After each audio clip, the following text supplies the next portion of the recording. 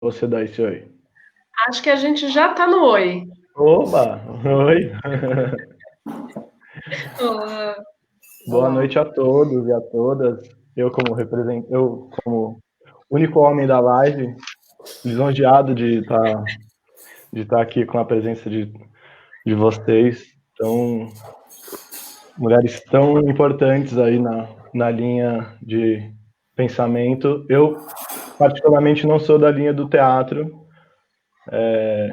e da iluminação, mas com certeza vou aprender muito e quero que que a gente troque muitas informações hoje. Eu acho que vai ser bem legal. Para quem não sabe, Bruno é recém-formado em arquitetura pela Escola da Cidade. Estou há um ano com esse pessoal maravilhoso nessa iniciativa do Parque do Bexiga, essa sexta live que a gente está fazendo com foco em iluminação, em luz, em performance. Eu acho que vai ser bem interessante. Então, boa noite a todas. Boa noite. Boa noite, Bruno.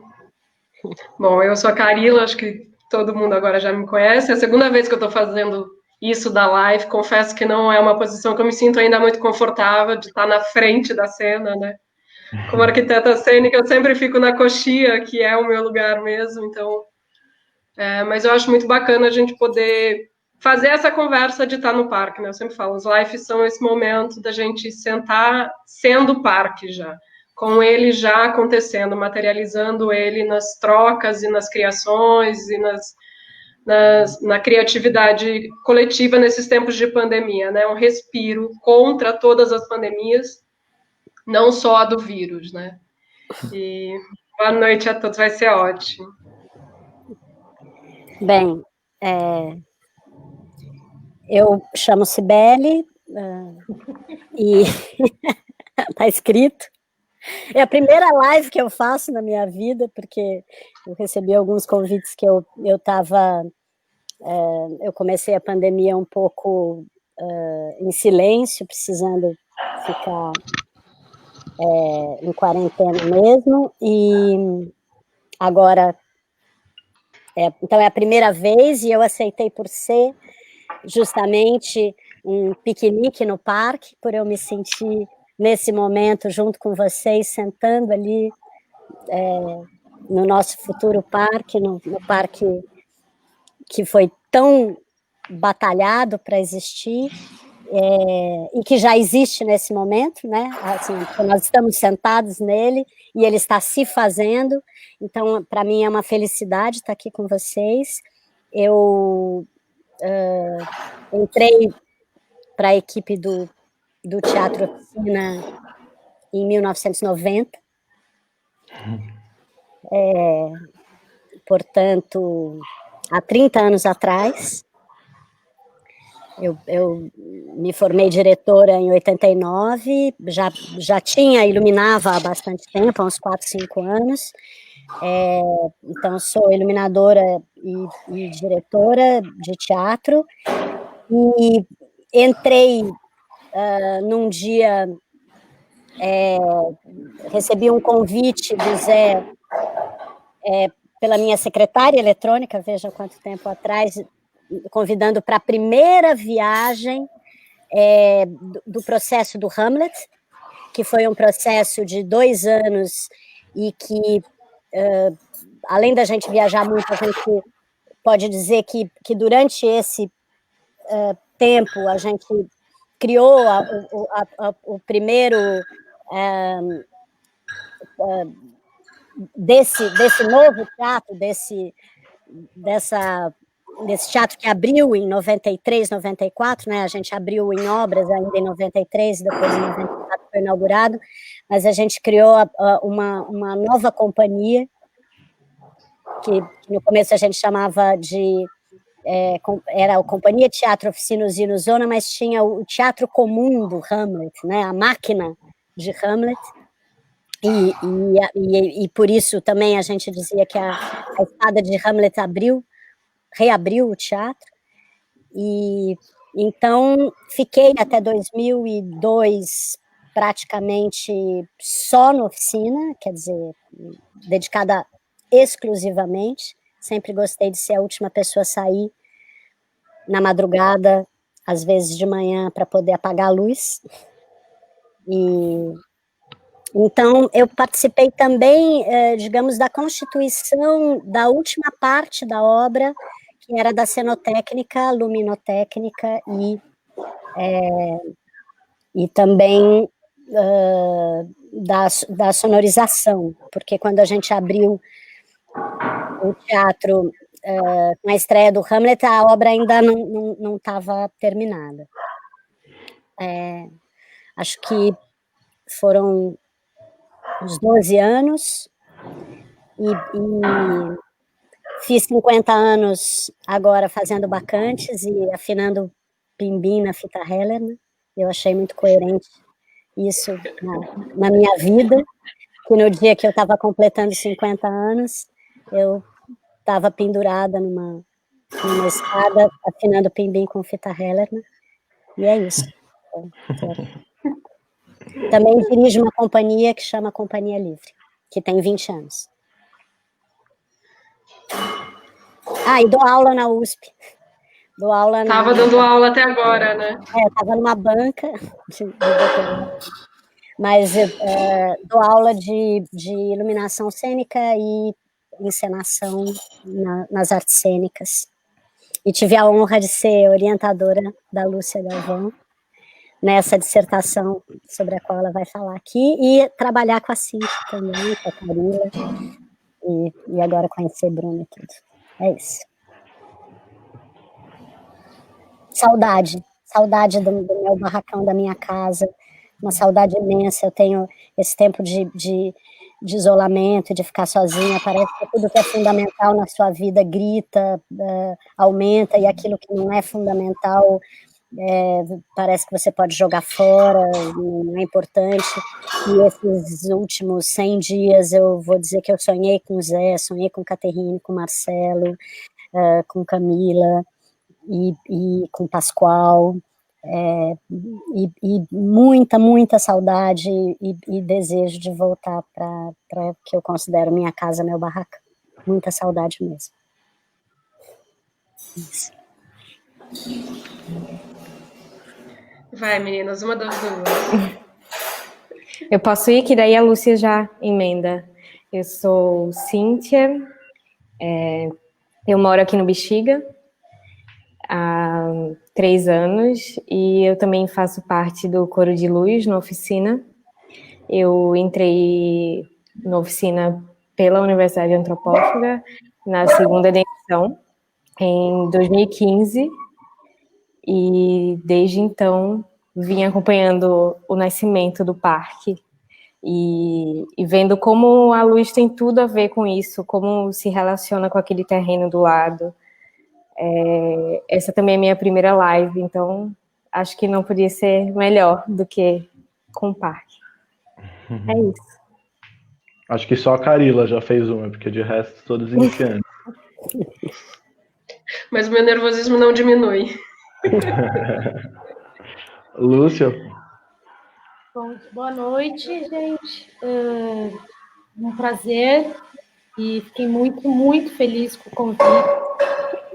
Fiquei um pouco nervosa também, porque eu nunca fiz nenhuma live também. É difícil fazer live, eu acho. Quer dizer, não sei se é difícil, vou saber.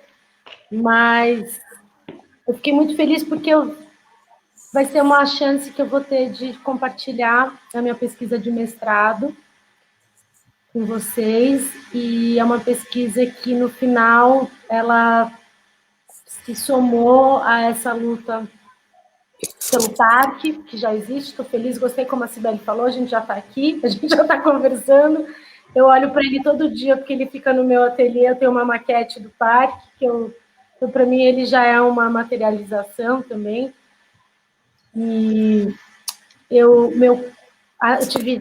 preciso falar isso, primeira coisa, a Cibele. Eu tive a honra de ter a Cibele como orientadora e também a honra de ter participado dessa live com ela aqui. Então, tudo isso é muito especial para mim.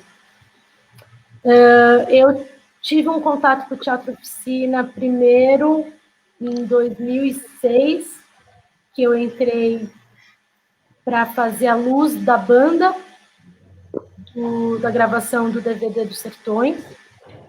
Então, era uma participação bem pontual, eu operava as luzes da banda nessas gravações, foi um processo muito intenso, a gente, acho que, eu não tenho certeza agora, mas foram 2 meses, no mínimo, de trabalho muito intenso, e foi muito legal. Desculpa, gente. Foi muito legal, porque eu pude ter assim, uma noção da totalidade da obra dos Sertões, que foi uma coisa muito, muito impactante na época que eu tive contato. E aí, logo após, eu tive também a honra de ser convidada pela Cibele e pelo Zé para ser assistente da Cibele num outro processo que foi muito especial para mim e muito importante na minha vida, que foi a peça Espetáculos Bandidos, um texto do Schiller, que o Zé encenou, e a gente foi para a Alemanha, estrear na Alemanha, e depois teve uma temporada aqui que eu fui operadora. E tudo isso foi muito especial. Depois eu me afastei um pouco do teatro e voltei em 2016. Foi quando a gente remontou Bacantes, ou foi 2017? 17, acho. 16. 16. Nossa, como o tempo passa. O tempo passa rápido. E aí foi muito gostoso, porque aí a Cibele tinha voltado para fazer a luz de Bacantes e estava montando um coro de luz e me chamou, entre outras pessoas, a Cíntia também entrou para esse coro. E foi muito legal, porque daí eu tive uma experiência totalmente diferente em relação à luz do teatro, porque eu tinha estado na mesa, eu tinha estado na banda, eu tinha estado como assistente, mais num olhar para a concepção dos espetáculos, e aí eu fiz Pimbim e foi muito gostoso, porque foi mais fluido e uma brincadeira muito legal. E aí, você chegou a fazer o Pompeia também? Porque essa volta, né, de Bacantes foi muito significativo, legal. Porque a gente estreou no Pompeia, né, nos 2 teatros da Aline, depois fez temporada na Oficina, né? Foi lindo. Aquela terra no Pompeia foi lindo. Foi muito, muito, muito especial também. Coisas que eu tenho guardado assim, num lugar muito especial. E aí, após essa volta para o Führer, eu emendei o meu projeto de mestrado. Eu meio que escrevi um projeto assim, sem muita certeza de que ia dar certo, exatamente do que eu queria fazer em relação à dissertação. Montei um projeto meio maluco, assim, que tinha um monte de coisa diferente, e a Cibele topou. A Cibele topou me orientar, assim, eu acho que ela achou que tinha alguma coisa lá que dava para aproveitar. E aí, enfim, eu trouxe uma apresentação, eu vou tentar não ser muito extensa, mas eu vou... Posso dar o share screen? Pode.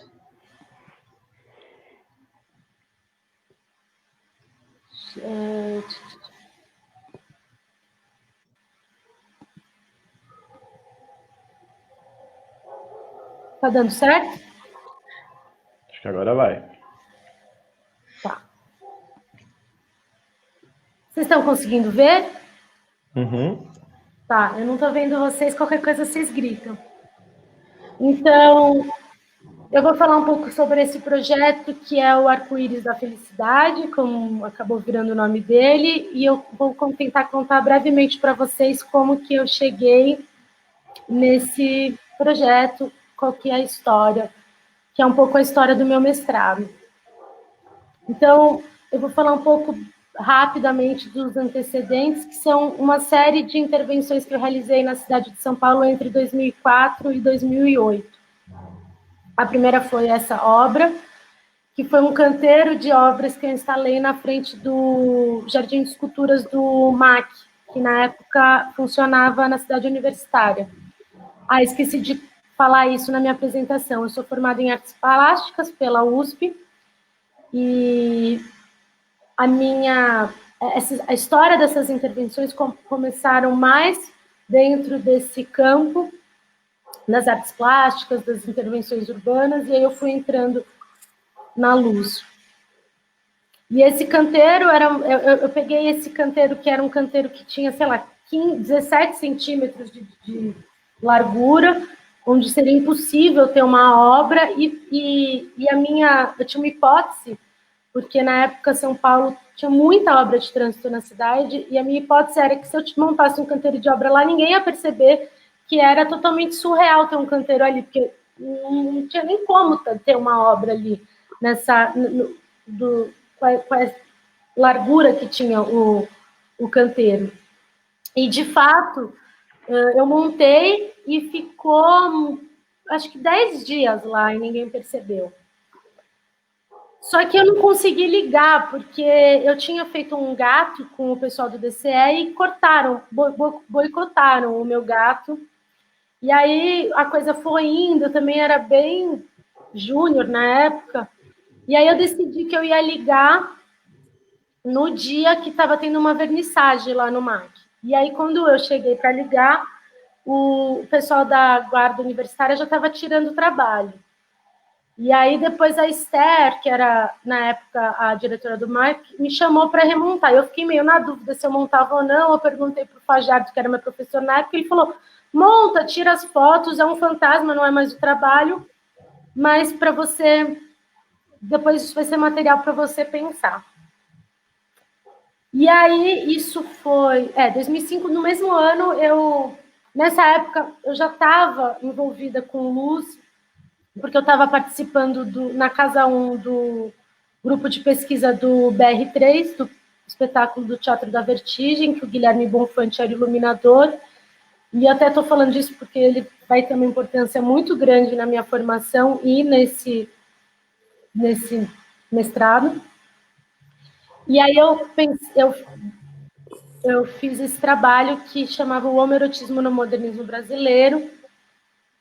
E aí eu fiz umas traquitanas. Esses são os refletores que iluminam o monumento.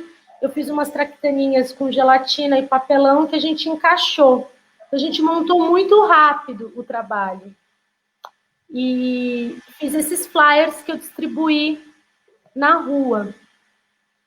Antes do trabalho ser montado, assim, se a gente montou o trabalho no domingo, desde quinta-feira eu fiquei distribuindo no Farol esses panfletos, porque a minha ideia era que se criasse um imaginário para o trabalho acontecer no domingo, e a gente montou o trabalho no final da tarde, assim, começamos a montar, assim, quando terminamos de montar já estava escuro, e a minha ideia era pegar mesmo o crepúsculo e o domingo que era do parque. E tem um vídeo legal desse trabalho, mas eu não vou passar ele agora, porque eu acho que a gente vai acabar se estendendo muito. O que vocês acham? É melhor qualquer coisa passar para frente, né? Vamos chegar na oficina. Tá. E aí, depois tem esse trabalho aqui, que é o sem título, que teve 2 fases, mas aqui é o mapa... você vê, na época a gente ainda usava mapa de papel. E ele foi na Francisco Matarazzo até São João, todos os pontos de ônibus, eles tinham esses backlights que estavam meio assim em desuso e estavam largados há muitos meses, assim. Aquilo foi me chamando a atenção, eu convidei esses meus 2 amigos, o Dylan e o Pedro, um dia para irem comigo lá. Eu falei que eu queria fazer um trabalho aqui e tal, nananã. A gente começou a pensar e aí veio a ideia de fazer uns lambes com papel de seda. E aí foi uma super operação. Assim, a gente montou uma equipe que começou numa ponta e a outra na outra, e fomos grudando, e aí a gente fez todos os pontos da avenida. E depois a gente resolveu fazer uma segunda fase com rosa e um extenso, e a gente também fez na avenida toda. O Nightcomb, Night Bus e Night Stops, na verdade, o Nightcomb são uns estudos. Quando eu comecei a coisa esse trabalho nos pontos de ônibus, o que mais me interessava nele era essa narrativa do deslocamento das pessoas que estavam nos ônibus, que estavam nos carros. E aí eu comecei a pensar nessa questão performática da luz em movimento. E a Nightcom, na verdade, foram uns estudos para um projeto que eu tentei durante muitos anos, que era o Night Bus. E na época a cidade de São Paulo nem tinha ônibus noturno, era, assim, não tinha quase nenhuma linha que funcionava noturno, era muito difícil o deslocamento noturno na cidade, só por táxi e tal. E aí eu lotei essa Kombi de lâmpada azul e saí fazendo uns passeios pela cidade, umas pesquisas, assim, para desenvolver esse projeto que foi o Night Bus e depois virou os Night Stops, mas nunca foi para frente. Esse projeto Rosa foi um convite de uns amigos que estavam fazendo uma exposição, eram curadores de uma exposição nesse casarão da Paulista, e eles me convidaram para fazer a fachada. E aí a fachada estava muito detonada, assim, sabe? E aí eu queria, de alguma maneira, me relacionar com isso. Então, eu trabalhei com papel de seda também, com lambe, e tentei criar um corredor muito forte de luz, assim, para a calçada, para criar uma experiência de luz, assim, e cor muito forte para quem estivesse na calçada passando. E esse era o trabalho. Só que o papel de seda, ele foi se desgastando, né, ao longo do mês que ficou a exposição. E também tinha uma certa intenção nisso. Então, quando montou, ficou assim, super lindo, né? E aí depois foi ficando meio deteriorado, e um pouco essa a minha intenção. O registro desse trabalho não ficou tão legal, porque eu não consegui filmar, acompanhar, mas assim, tiveram várias performances que aconteceram ao longo desse mês que foram muito legais, assim, tipo, desde tipo uma drag que começou a fazer performance lá na frente, nessa luz, como um tocador de flauta que tocava lá todo dia. Então, tiveram algumas coisas legais que foram acontecendo. E a ideia era criar esse estranhamento, assim, para essa coisa normativa, cinza, essa luz da Paulista. Bom, aí agora eu vou entrar um pouco na pesquisa. A pesquisa, ela veio depois de quase 10 anos dessas performances, dessas intervenções, e aí eu fui fazer teatro, eu fui fazer dança, eu fui fazer luz, fui fazer oficina, eu fui dar aula, e me desliguei um pouco. Fiquei muitos anos nesse projeto do Night Bus, que não aconteceu, e aí o mestrado foi uma vontade de retomar. Quando, em 2015, eu eu fui convidada para dar um curso na PUC, para o curso de multimeios. Então, eu dei um semestre de um curso de luz lá.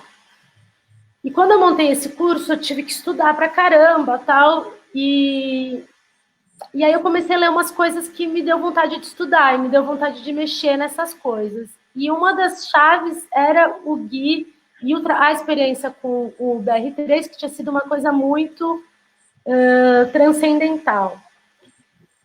E quando o Guilherme leu o projeto, ele falou: Lúcia, eu acho que o Bom Retiro tem mais a ver do que o BR3 com o seu projeto.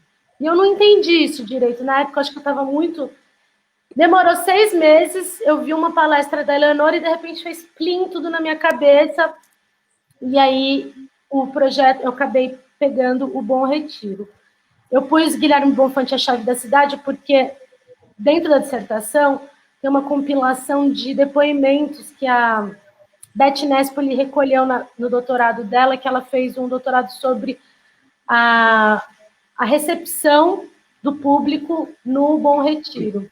E é muito interessante ver como a luz teve um papel muito fundamental para aquele espetáculo, no sentido de não só de direcionar as pessoas e nessa relação com a cidade, mas como as pessoas ficavam muito encantadas e muito passadas, assim, com aquelas traquitanas que o Guilherme desenvolveu para os postes, que eu vou mostrar. E um dos depoimentos tem uma mulher que fala: nossa, parece que a gente tem a chave da cidade na mão. E eu acho isso muito bonito e eu acho que a gente pode resgatar essa ideia mais para frente quando a gente começar a discutir. Isso é na Casa do Povo, é uma cena que eu acho bem bonita, da luz, mas assim, o que mais me chama a atenção dos projetos do Guilherme e que eu tentei resgatar e trazer para a dissertação são as traquitanas que ele desenvolveu dos postes de luz. E eu não sei quem que está aqui na live que viu o espetáculo, quem que está aqui na nossa roda que viu, mas era realmente muito impressionante. Quando eu vi esse espetáculo, eu saí muito passada, assim, ele dava black numa rua inteira, aí ele deixava uma rua inteira vermelha, ou ele deixava só um personagem vermelho. Era muito impressionante, assim, o que o Gui fez. E a performatividade dos operadores de luz, dessas traquitanas e tudo mais que eles operavam, era muito bonito de ver, assim. Era um corpo, assim, muito bonito. E a Eleonora eu chamei ela pensando ontem do sol, o farol da pesquisa, porque foi a partir de uma palestra que eu assisti dela que as coisas começaram a se organizar, assim, dentro de mim, e eu comecei a entender realmente o que eu queria fazer dentro da dissertação, e foi ali que eu tive um insight, por exemplo, do Bom Retiro. E nessa performance ela mostrou algumas performances, e essa especificamente, que primeiro ela fez no Rio de Janeiro. A Eleonora trabalhava com esses pedaços muito grandes de bambus, e aí tinha uma questão do corpo, né, dessas luzes com o corpo das pessoas que ela chamou para manipularem isso. E teve uma coisa que eu gostei desse trabalho que se relacionava um pouco com as coisas que eu tinha feito, que é um certo vamos aí, sabe? Vamos pôr uma bateria num carrinho, vamos carregar esse carrinho, e uma coisa meio a gambiarra, mas no sentido bacana, assim, né? O melhor sentido da gambiarra. E então, no meio da Noite de Arco-Íris, eles fizeram isso no Rio, e depois ela remonta esse trabalho em Nova York, na Bienal de Performance em 2015. E aí, essa é a terceira ação. A primeira ação foram esse grupo manipulando os bambus, e todas as ações aconteceram em Wall Street.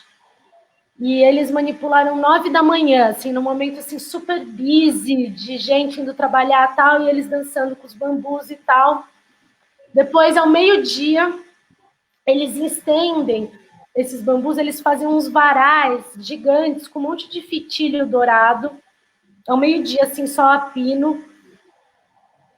E aí, a terceira ação é essa, que chamava Quase Monocromático, e era no crepúsculo. E os dois trabalhos que eu tinha feito com a luz rosa, eles sempre entraram no crepúsculo.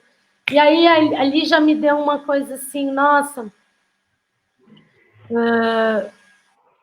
uma identificação muito grande com essa performance, com o que ela estava propondo ali, e que tem muito a ver com uma coisa da luz que me interessava muito estudar na dissertação, que tinha a ver com essa luz performática e esse lugar do olho ativo, assim, uma dos grandes eixos conceituais da pesquisa era o Goethe.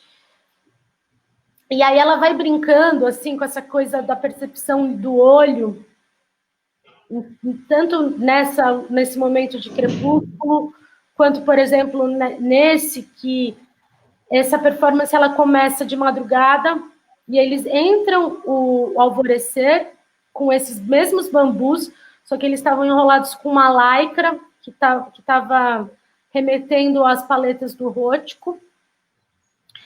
E aí é isso, assim, o olho que estava na escuridão, e de repente, pá, a lycra de manhã faz assim. E isso, eu acho que comecei a achar muito legal essas propostas de luz que ela estava fazendo. Ela tem muitas outras, eu só vou falar dessa porque eu acho que essa remete mais à proposta do Bexiga. E aí ela remonta no meio da noite tinha um arco-íris. E eu achei muito bonito. isso, assim, porque eu acho a simbologia do arco-íris muito interessante, e eu sinto que, às vezes, ela é, às vezes, um pouco simplificada, assim, dentro de uma dimensão simbólica e até espiritual que ela tem, e eu achei tão bonito, assim, essa possibilidade de se criarem outras possibilidades de arco-íris, um arco-íris impossível no meio da noite, enfim, esse trabalho me interessou muito. E aí eu também vou citar brevemente um eixo muito importante da pesquisa, que é o hélio, que acabou amarrando conceitualmente muita coisa, e o projeto ambiental dele, porque ali eu acho que tem esse sentido mais, assim, sistêmico, de entender que está tudo dentro de um sistema. Ele pensa o espaço e o cotidiano e a cor sempre dentro de um sistema, de um universo, onde as coisas estão totalmente intrincadas.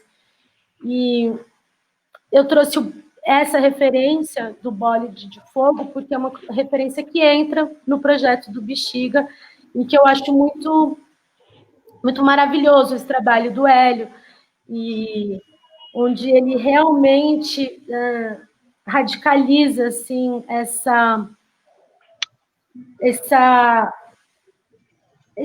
relação que ele estabelece com o cotidiano. E eu acho que o cotidiano é uma coisa que muito, muito rica e muito, muito interessante para se pensar a arte. E aí, Lúcia, deixa eu só te interromper um minuto. Uma das claro, primeiras ocupações que a gente fez do baixo do... Não precisa tirar a tela, só me ouve. tá. Do baixo do viaduto, quando a gente começou os trabalhos do terreiro coreográfico, foi uma palestra que a gente chamou Guilherme Wisnik para dar. Foi a primeira intervenção. Então, a gente pintou um pedaço do viaduto para ser uma tela de projeção, e o suporte de luz que a gente deu para todo mundo que estava lá na palestra foi justamente o Bola de Fogo. Ah, que lindo. E assim... Que aí a gente criou esse espaço ritual através do poder dessa luz, que é matéria também, né? Que também aquece, porque tava frio aquele dia. Então a gente montou a sala de projeção ali onde era a quadra de futebol, e aí botou os bolides em volta, assim, demarcando esse terreno. Que lindo.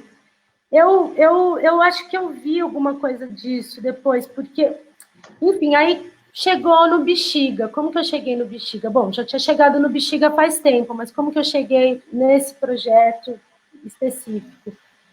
Na época do mestrado, eu fiz uma matéria na FAO com o Renato Cimbalista e a Gisele, e que chamava Intervenções e Lugares de Memória. E a gente leu muita coisa sobre lugares de memória e tinha que fazer um trabalho final para essa matéria. E aí, quando a gente começou a ler, eu fiquei pirada no Bexiga. No final, o trabalho que eu acabei entregando foi sobre o Bom Retiro, porque eu usei o espetáculo do Bom Retiro para amarrar o trabalho e tal. Mas aí eu comecei a ficar pirada com o Bexiga, porque o Bexiga é um lugar, assim, de memória muito forte, assim, né? De gênese mesmo da cidade. E aí eu comecei a pensar, andar e tal, e alguns lugares me chamaram a atenção, que era o parque, né, esse terreno, o teatro, a casa de Dona Yaya e o TBC. E aí foi legal que, quando eu comecei a ler mais sobre a história do bairro e pesquisar, e aí eu entrei em contato com umas coisas que vocês fizeram com o Wisnik na Bienal de Arquitetura, cá. E inclusive li um texto seu e da Marília, os mapas muito legais que vocês fizeram, e tinha o corredor cultural, e aí tinha tudo a ver com o que eu já estava meio que pensando e tal. E aí a minha ideia era tentar ligar um pouco, criar um arco, assim, para ligar esses 3 espaços de memória. Tanto o Teatro Oficina Vivo, né, mas pensando no parque, incorporando a ideia do parque, a casa de Dona Yaya e o TBC, que está fechado desde 2008. E aí, aí a ideia era, a minha ideia era mexer nos postes de luz. E aí eu quis trazer a simbologia do arco-íris, por algumas razões, assim, que tinham a ver com as coisas que eu estava pesquisando, que tinham a ver com as coisas que eu estava vivendo, até na minha vida, assim, íntima, pessoal, religiosa. E eu acho que o arco-íris, ele é uma ponte. E eu acho que o arco-íris, ele tem simbologias mais diretas que a gente pode pensar, de bandeiras, LGBTI, mas ele também é uma ponte entre a luz e a escuridão, ele é uma ponte entre esse minhocão duro e a possibilidade do rio. E aí a ideia era começar em cima da Jaceguai e mexer nos postes de luz. E, assim, idealmente que isso fosse conectado ao parque, ao teatro, uma performance. E quando o tempo do mestrado começou a correr e eu vi que eu não ia conseguir realizar isso adequadamente, assim, porque uma coisa é você fazer a intervenção na loucura, quando você tem 20 e poucos anos, outra coisa é quando você já tem seus 30 e poucos, fazer isso, sabe? E aí você já não tem mais aquela cara de pau. E eu falei assim, cara, se eu for tentar fazer isso agora, antes para o mestrado, eu vou forçar a mão num registro para falar que aconteceu. E qual vai ser a relevância disso? Não vai, sabe? Vai para o ar. E aí, até porque eu estava lendo muita coisa do Hélio, e o Hélio tem uma coisa com maquete, né? Falei, putz, eu vou fazer uma maquete. Vou fazer uma maquete, porque eu acho que a maquete agora, ela vai me permitir pensar e aprimorar materialmente o projeto. E aí, dois amigos, assim, me indicaram o Gui, que eu até convidei ele para estar aqui hoje, que é um maquetista fera do Goma, e ele arrasou muito, assim, ele fez uma maquete linda, a gente fez o parque, né, e o rio, eram as coisas importantes que essa maquete tinha que ter, mas, assim, ele fez um mapeamento de todos os prédios do bairro, assim, tá tudo em escala. Assim, só os postes de luz que não. Mas, assim, ele fez um trabalho muito incrível mesmo. E aí, esse é o resultado das fotos que foram para o projeto de mestrado. Então, aqui seria a Jaceguai, esses pontinhos vermelhos na imagem seriam os bólides embaixo do viaduto. Que é onde os postes de luz não tem, né? Tem só em cima do viaduto. Tinha esse problema de não tinha, não era. E aí que eu falei, bom, como que eu vou ligar, né? E aí eu achei que o fogo do Hélio dava liga. Ali dava liga de sair do parque e chegar na casa de Dona Yaya. E aí hoje eu fiz umas fotos que devem estar meio toscas mesmo. Essas eu nem fiz hoje, mas para vocês terem mais noção da maquete. Do parque e tal. O Gui Tanaka, ele é muito bom nas maquetes, impressionante. Ele é muito fera. Ele é muito fera. Passa mais devagar. Ai, desculpa, gente. Porque ele continua o Rio do Bexiga ali pela Rua Abolição, né? Ou isso é só... Tinha uma questão de escala. Eu queria muito que o Minhocão tivesse na maquete. E o TBC. E aí a gente foi... tinha umas coisas que eram as coisas essenciais. Era parque, oficina, casa de Dona Yaya, TBC e Minhocão. Eram os elementos que não podiam faltar. Então, para a gente conseguir esse recorte, a gente pegou assim esses prédios aqui que dão na Santo Amaro, a Abolição, e até pelo correr do rio, né? Uhum. a gente meio que buscou os mapas do rio, assim. Enfim, gente, é isso. Eu vou interromper o compartilhamento agora. Desculpa se eu falei muito.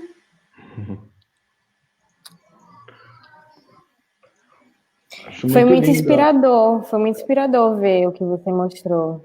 Eu tenho pensado muito nisso ultimamente, sobre como a iluminação, ela sempre é só sobre a segurança dos espaços públicos, né? Aqui no Bexiga tenho visto muito isso, como é diferente a praça quando ela está iluminada e quando ela não está iluminada. Eu moro na Dom Orione e faz muita diferença. E foi legal ver essas outras possibilidades de luz que não são para exclusivamente para esse serviço, né? Bem. Isso é uma coisa que... Desculpa, eu quero ouvir um pouco. É quieto.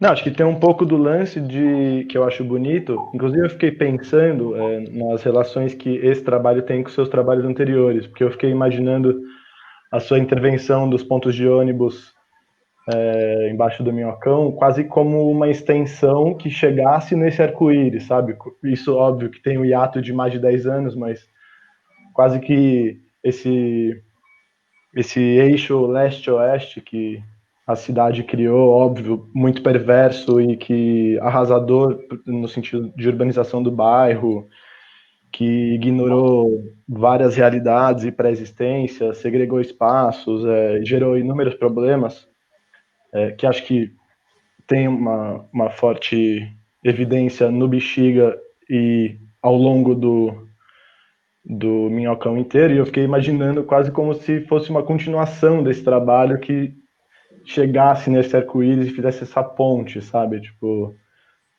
não sei, eu fiquei imaginando isso. E a questão do rosa também, eu fiquei... Desculpa, eu tô já engatando uma coisa qualquer. E a questão do rosa, que aparece em muitos trabalhos, né, na verdade.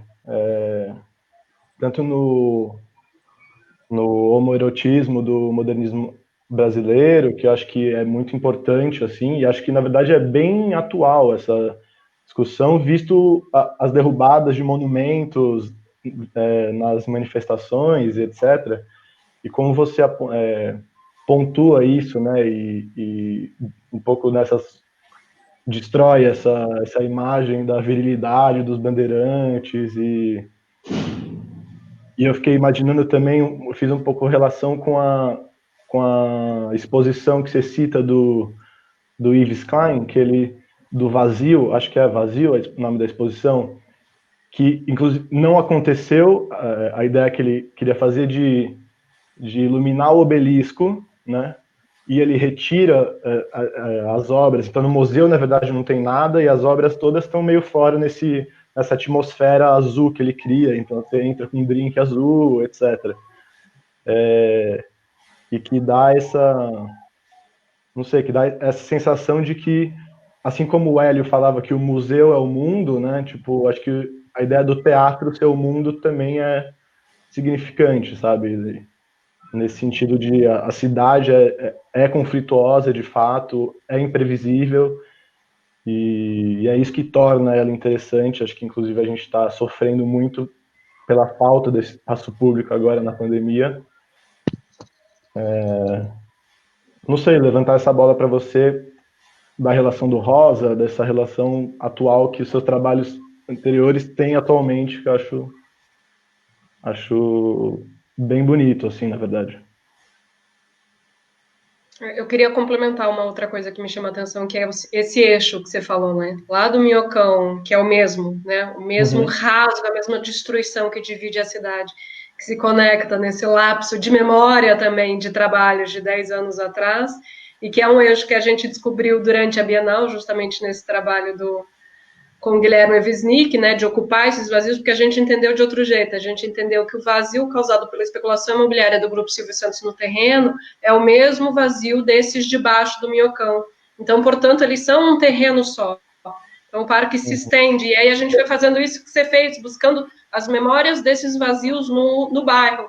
Aí a gente descobriu, por exemplo, que na frente do TBC tem um negócio, não sei se vocês chama a atenção de vocês, é um galpão incrível, imenso, que atravessa quase a quadra inteira e que é vazio hoje. Ele é uma loja de antiguidades na frente, eu acho que é uma oficina mecânica atrás, e ele tem um terreno... TBC sentido parque, para o parque. Mas do outro lado da rua. Do outro lado da rua, quase em frente ao TBC, na própria Major Diogo. Julho, na padaria. O fundo do terreno dá na 14 de julho, assim.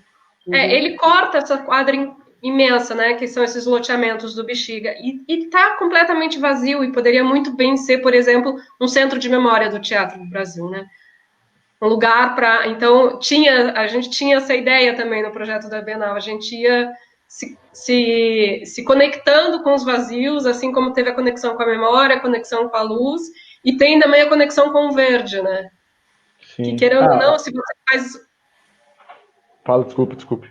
Não, se você faz um mapeamento aéreo dos remanescentes verdes do Bexiga, você percebe que eles são resquícios dessa própria intervenção também da construção viária, né? Então, daria quase para ligar. A minha viagem é maior, assim, eu ligo lá o Ibirapuera, passando pela 23, que tem uma grande massa vegetal, gigante, que tem o rio embaixo também, vai ali, passa pela Jaceguai, pelo Parque do Bexiga, e se conecta, teoricamente chegaria ao Parque Augusta, agora eu já consigo ver isso. Daqui a pouco a gente chega no Jaraguá e conecta o Jaraguá e Palheiros, né?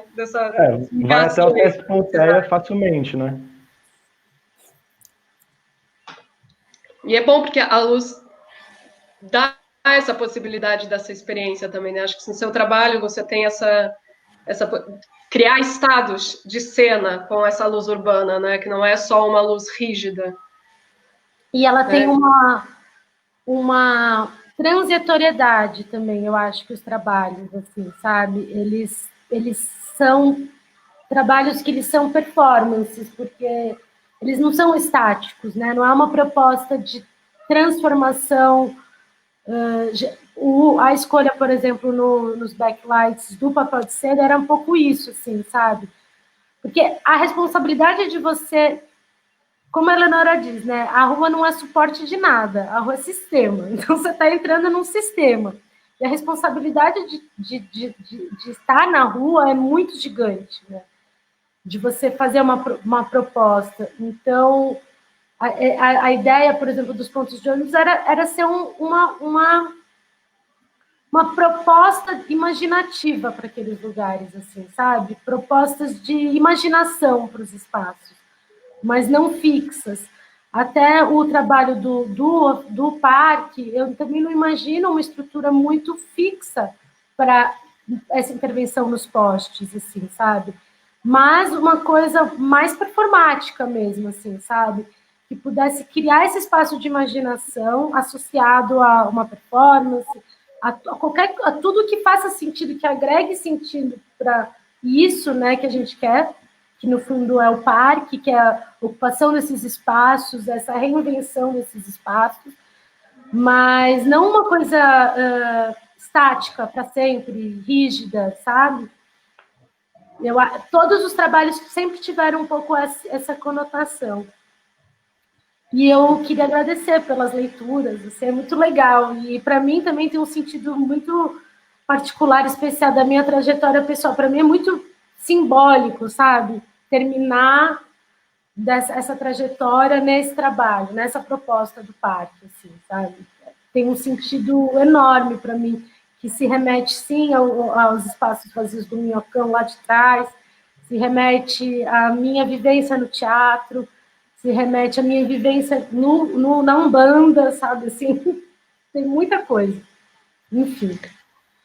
Eu queria fazer uma provocação para vocês três, né, porque essa coisa da não realização, né, eu vejo, sempre quando eu fico vendo vocês trabalhar e passa cabo, e puxa, e extensão, e liga, não sei o quê, então tem uma materialidade no fazer da luz, como a Cibele até já respondeu com esse suspiro. A Carmela Gross tem um trabalho dela que fala um pouco sobre isso, né? Acho que até chama Comedor de Luz, mas que é um pouco essas entranhas das luzes, e é muito, muito forte, assim.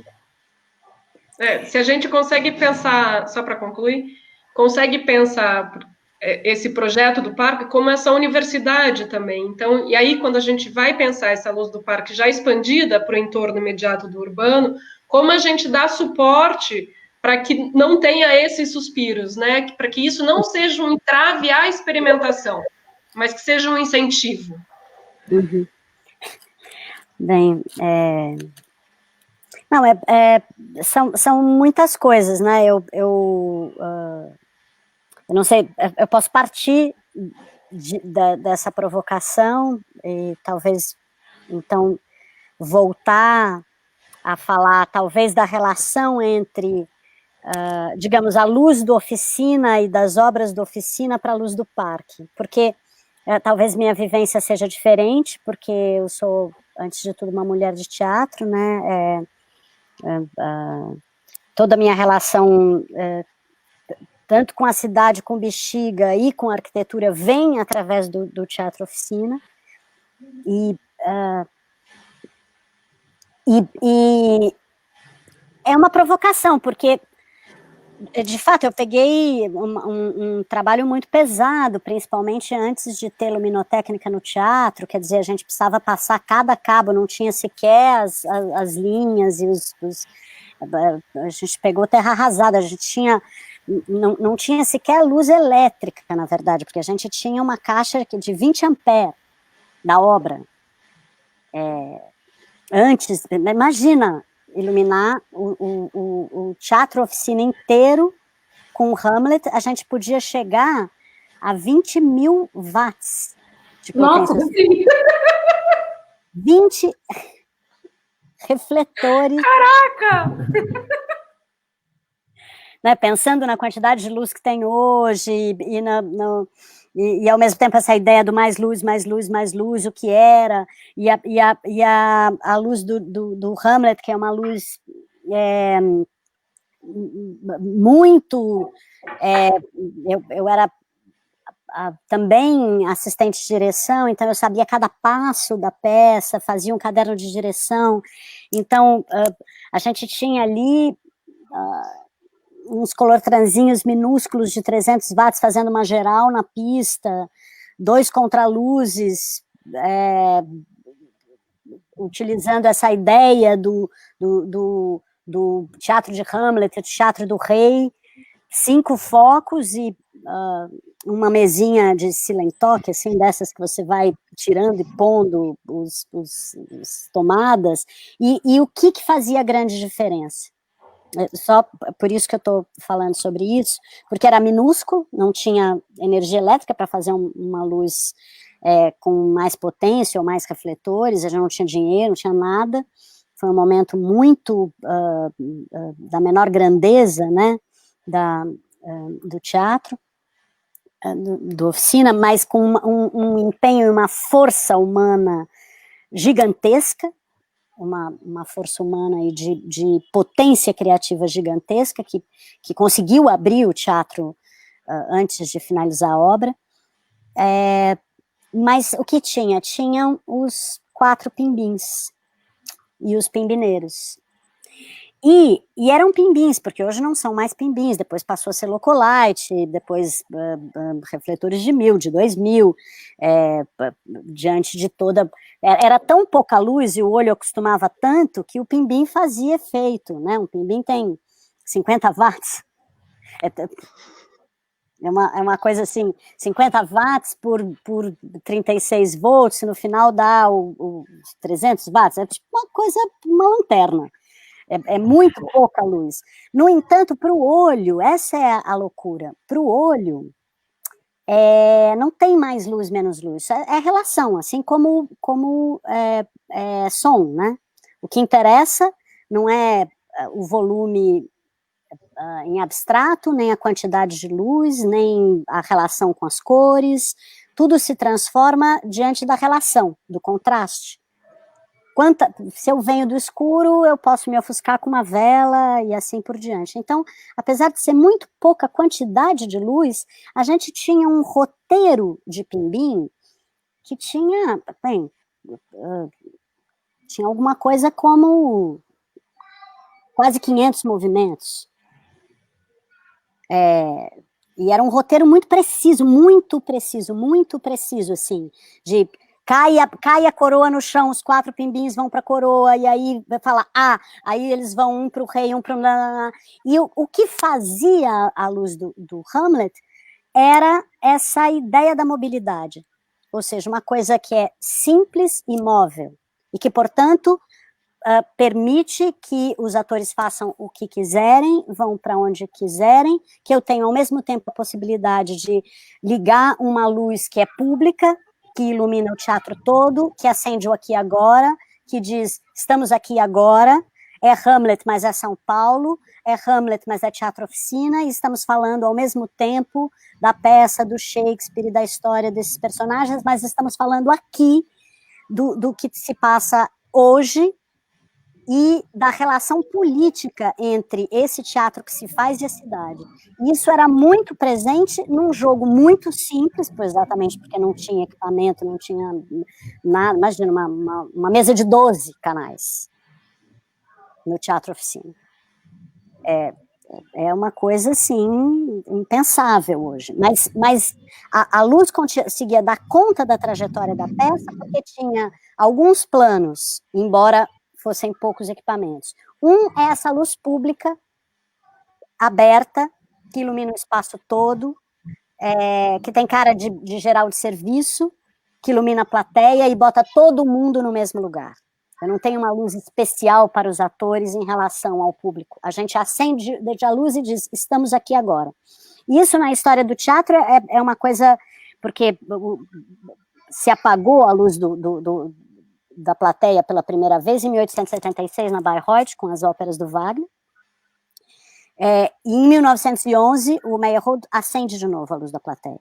Só que entre uma coisa e outra mudou tudo, porque quando o Meyerhold acende a luz da plateia, ele diz, estamos no teatro.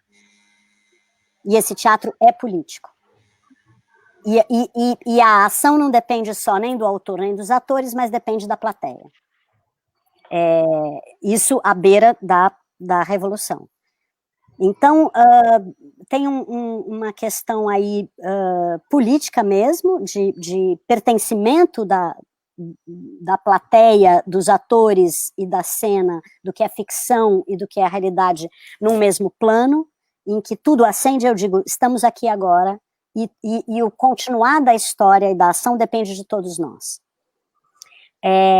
E que já dá uma dimensão pública para a cena, e para a luz, e para a arquitetura cênica, e para tudo mais.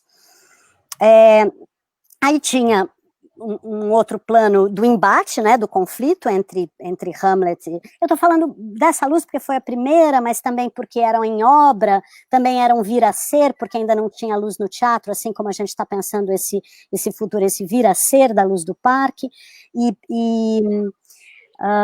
porque estava em obras, né, isso é importante, a gente pode dizer que é a primeira peça do novo teatro, mas também é a última peça do grande teatro da obra, que demorou 13 anos. Com a janela, né? Com a cidade sempre entrando, né? Sempre, sempre. A primeira vez que eu lembro que a gente fez um mutirão de limpeza para... e só tinha uma luz de serviço, que eram umas luzes que depois elas não estão mais lá, umas luzes triangulares com lâmpada, e que faziam uma espécie de luz de vigia, e que fazia o teatro inteiro virar uma espécie de barco. Aí tinham essa oposição dos dois contraluzes, que depois, quer dizer, tudo isso continuou e só foi incluindo coisas, né? Os pimbins, eles permitiam que a qualquer momento você apagasse tanto a geral da cena, quanto essa geral teatro público, que ilumina público, e desse um zoom imediato na cara dos atores. Como se eu vou para dentro da cabeça do Hamlet, e depois para a cena de Hamlet, e imediatamente para o Teatro Oficina, aqui agora na cidade de São Paulo. E como a Carila disse, sempre a luz da cidade entrando e dizendo que tem uma relação aí direta entre o que a gente está fazendo aqui agora e a própria cidade. Então, a mobilidade dos Pimbins foram muito importantes, tanto é que fazem 30 anos e eles estão lá até hoje. Tá na música do Zé Miguel, todo coro de pimbins, tamborins vai na pista do verão, virou uma profissão, pimbineiro, enfim, são pequenos neologismos, né, mas que falam de uma coisa muito simples, mas móvel. E é muito importante que aqueles pimbineiros eram atores, e hoje, grandes atores, né, o Rodrigo Mercadante, o Rodriguinho, são grandes atores, e eles estavam no Pimbim nesse momento. A Alessandra Domingues, que é uma puta iluminadora, uma grande iluminadora que se forma no teatro, chega com 17 anos, assim,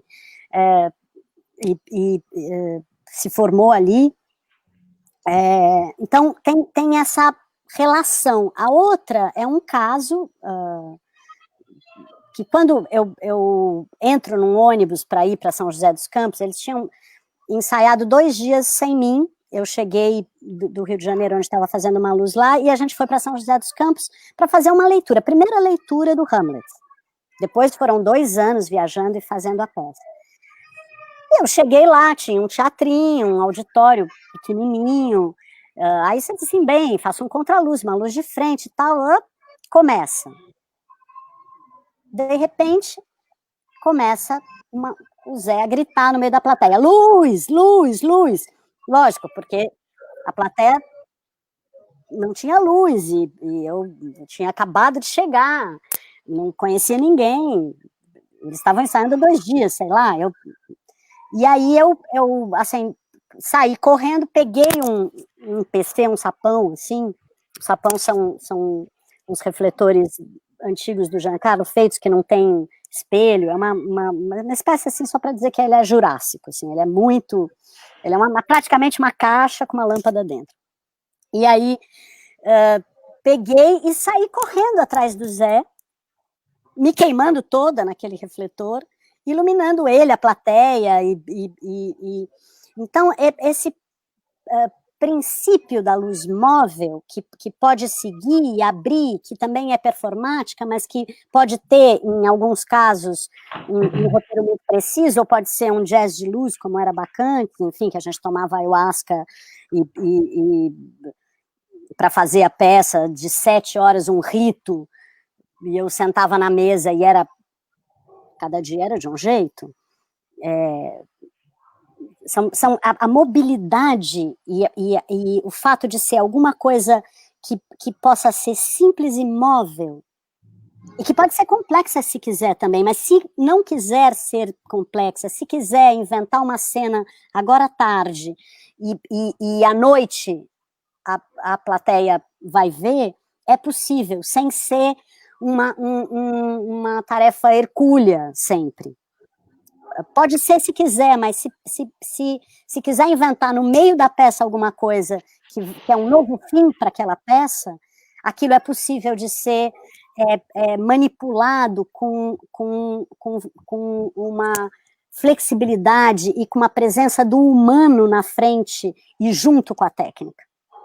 Não tendo que carregar uma espécie de carroça da mãe coragem, sabe? Da técnica na frente da invenção.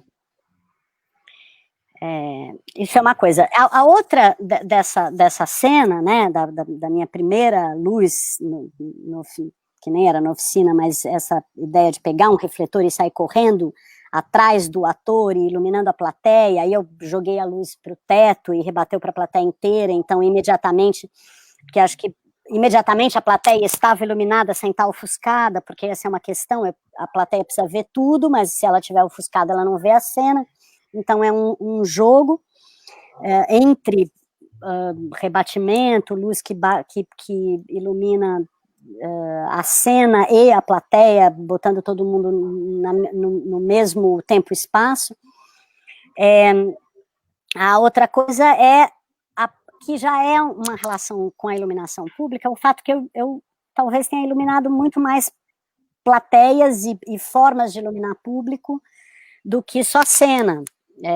Sei lá, Cacilda tinha 7 luzes diferentes para a plateia.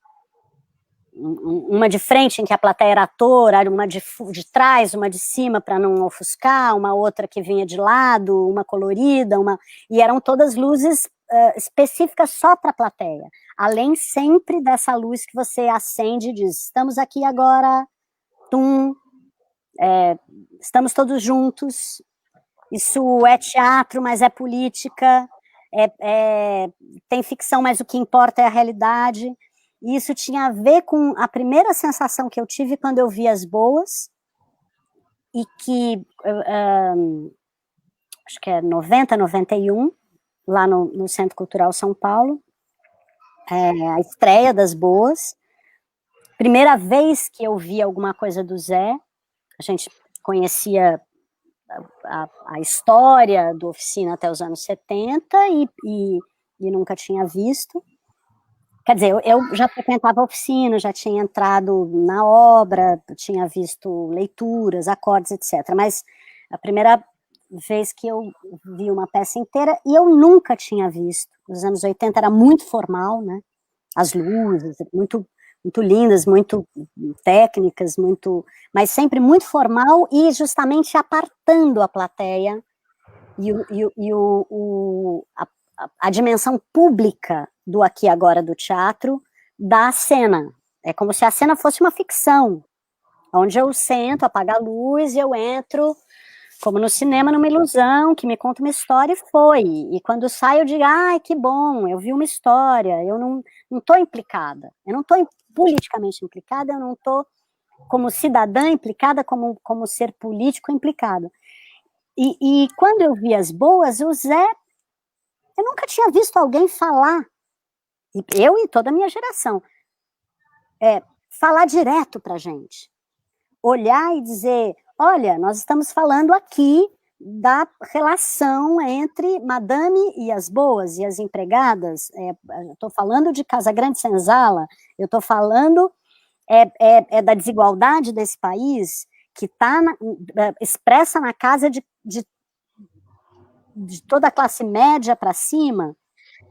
Então, a ideia... E continua, né? Desculpa te interromper, mas aqui tá... Continua, exatamente. E continua! Assim como isso desses frames, né, do Facebook, ou do mundo que aparta a relação individual da relação política, social e pública, principalmente pública. Então, eu nunca tinha visto a dimensão pública do teatro tão bem expressa como o Zé em cena naquele momento. E naquele momento foi como se eu tivesse levado um soco no estômago e tudo que eu tinha visto ou feito, e eu dirigia bastante já, embora fosse muito jovem, tinha 26 anos, já tinha dirigido bastante coisa, mas foi uma espécie de antes e depois de ver o Zé acender a luz da plateia, como o Meyerhold fez, falando diretamente para a gente, e ao mesmo tempo rasgando o véu que existe entre esse mundo da ilusão, que é ali representada pelo Raul, que era o grande ator da Globo, diante de Zé e Marcelo, ali vestidos de boas, vestido com aquela roupinha clássica de empregada que, enfim, fez parte do figurino de muitas e muitas e muitas peças. Mas eu acho que essa dimensão pública, que inclusive é o que atravessa a rua do Teatro Oficina, quebra o beco sem saída, que agora não é mais beco sem saída, mas que já foi, e isso era muito, muito importante, quebrar aquela parede. Foram muitos anos para quebrar aquela parede, e quando ela quebra e faz a escada, e que então a gente consegue atravessar para a cidade. Então, essa batalha entre as torres, que não vão se levantar agora que existe o parque, e a dimensão pública desse vazio, que ao mesmo tempo é dedicado à cidade, porque é um vazio parque, mas também é um espaço de teatro. É um parque da cena, é um parque que coloca a dimensão pública do teatro em primeiro plano. Então, acho que isso tem a ver no campo da luz com a possibilidade de criar planos, tanto o plano público, com uma luz forte que ilumina tudo e que bota todo mundo no mesmo estado, quanto a possibilidade desse mesmo lugar ser, como o próprio Gui criou ali no Bom Retiro, ser tomado de assalto. Então, não é o caso de não ter postes de luz, de iluminação pública, mas que esses postes possam ser, assim como na proposta da Lúcia, assim como na proposta do Gui para o Bom Retiro, possam ser tomados de assalto, possam ser performados, transformados, ganhando a possibilidade de transformação, de ganhar cor, de serem apagados, de ter traquitanas e disso ter poesia, transitar entre uma coisa e outra. Acho que isso é super importante, digo assim, até para a luz do parque mesmo. E a outra que foi uma coisa que me veio, eu estou indo direto para isso, até porque, enfim, tem aí a paciência das pessoas que estão vendo e tudo, que o dia que eu vi o lançamento do desenho, me veio na cabeça, me veio mesmo, uma questão que não era o que normalmente se faz num teatro, né, que você faz um grande sistema único de controle e eletricidade, que tem uma carga muito, muito forte, então você vai ter que ter ali uma caixa de força imensa, com tudo, e os racks de potência que tem tudo, fica tudo centralizado naquela cabine. E que no caso ali do parque, da possibilidade do parque também ter múltiplos teatros, múltiplas utilizações, tanto com performances, quanto com a possibilidade de ter teatro por todas as partes do próprio parque, me veio na cabeça essas coisas móveis e simples, como se fossem pequenos não, né, grandes, mas andaimes, ou alguma coisa que vocês arquitetos vão inventar, ou sei lá. Com a ajuda dos especialistas, né? Os andaimes que tem dentro de cada um desses andames móveis com rodas, uma espécie de cabine de força para aquela unidade. Então, eu posso tanto ter uma quantidade, sei lá, se eu tiver 12 e for fazer uma coisa grande, juntar 4, cada um num canto, 6, como se eu tiver coisas, teatros em estação que andam por vários lugares, isso está espalhado. Se eu quiser ter um festival onde tem uma peça num certo momento num canto, outra peça no outro, uma performance no outro, uma festa, uma dança, qualquer coisa em outro lugar, que isso possa ser espalhado. E em cada um deles aí eu tenho uma base fechada, onde está a parte elétrica. É lógico que aí os engenheiros elétricos que nos ajudem, isso tem que estar conectado a grande unidade de força com alguma coisa móvel, mas o fato é que tem ali uma independência, e ali tem a força e a energia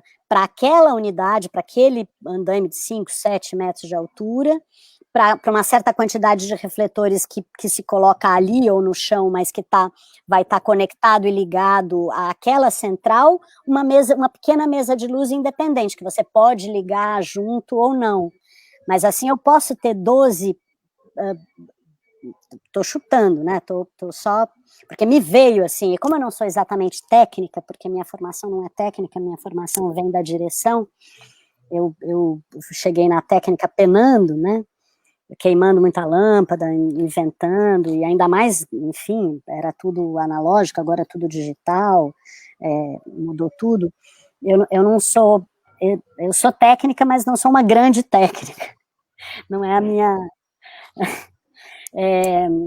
Mas o fato é que isso poderia dar uma mobilidade muito grande. Eu acho que precisa de mobilidade no sentido de que tanto essa luz quanto essa ocupação pública pudesse ser reinventada, inventada sem essa loucura técnica, né? Já pensado, uma técnica já pensada para poder ser simples sempre que se quiser e poder ser complexa quando que se quiser, mas que ela possa ser móvel, para que eu possa ter essa possibilidade de essas pequenas unidades móveis funcionarem independentes ou em conexão, e poder transformar, se eu quiser fazer uma peça no Rio, dentro do Rio,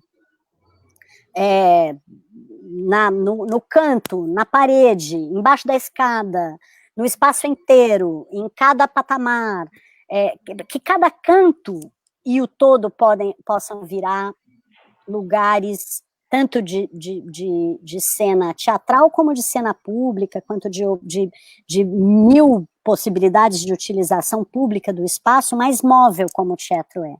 E não como normalmente se faz a iluminação pública, a iluminação de um parque, mesmo em geral é muito ruim, né, porque ofusca e aí você, ao invés de iluminar, só deixa mais escuro, porque te ofusca.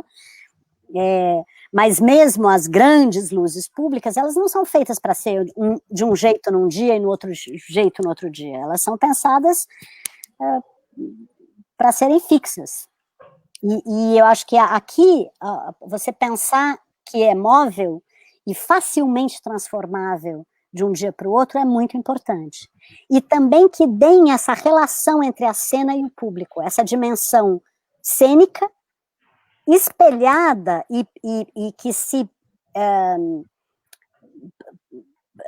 fragmenta em possibilidades de entrar na cena e sair da cena e chamam para a dimensão pública do teatro, para a dimensão do estádio, da ágora aberta, que é a do parque. A gente pode até trazer outra dimensão também, né?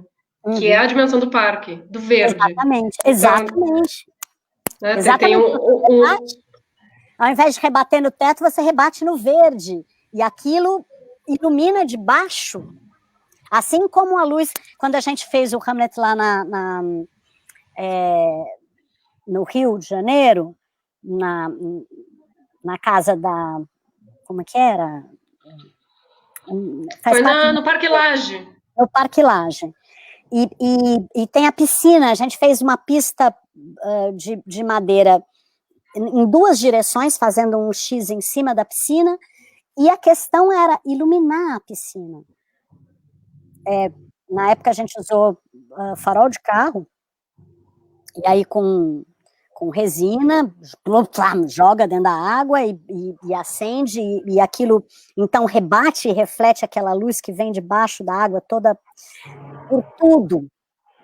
Então, o fato de você ter uma iluminação que pode estar submersa dentro do rio, iluminando, porque o rio é ali que vem do subterrâneo, né? Esse rio que hoje está subterrâneo, ele emerge, ele inunda, ele renasce, e ele pode iluminar tudo, inclusive a grande parede, o teatro, a janela, com essa luz que vem debaixo da água, toda a líquida, de baixo para cima. Assim como uma luz que rebate na grama e volta, assim como uma luz que vai ter que rebater em alguma coisa acima para fazer também uma luz pública mais forte.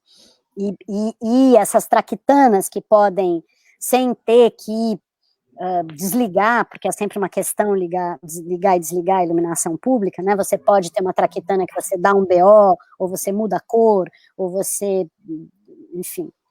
Mas acho que o esquema é não pensar separado. Não. Não pensar a iluminação pública uma coisa e a iluminação do parque, teatro outra. Como a gente faz com que a iluminação pública seja essa luz móvel, simples, que crie esses vários estados. Né? Até pensei agora também uma iluminação pública que seja uma no verão, outra no inverno, outra na primavera, sabe? Que tem a possibilidade de ser o oposto, de ser o apagamento geral para a noite de lua cheia poderosa, como está lá fora agora, né? Exatamente. Quer dizer, você pode dizer, então eu vou deixar aqui e vou apagar, ou com uma traquitana vou criar um blackout, né?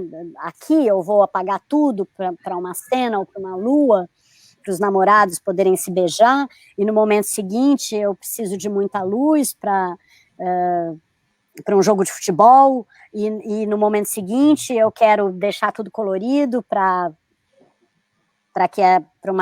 uma festa, para ser gostoso de dançar colado, e no momento seguinte ter cena, muitas cenas, tanto públicas quanto o tipo de cena que você quiser.